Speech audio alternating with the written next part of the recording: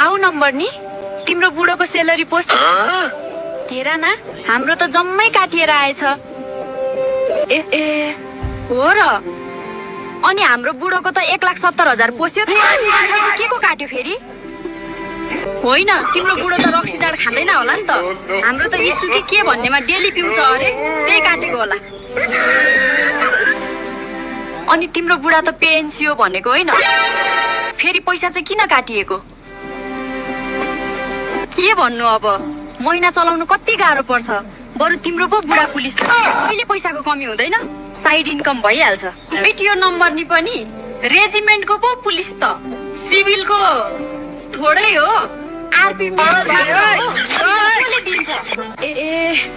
बल्ल थाहा भयो तिम्रो त बुढो गुलासिया के भन्ने जग्गामा गुलासिया भन्ने जग्गामा पो छ गुलासियर होइन हो नम्बर नि गलेसियर पो त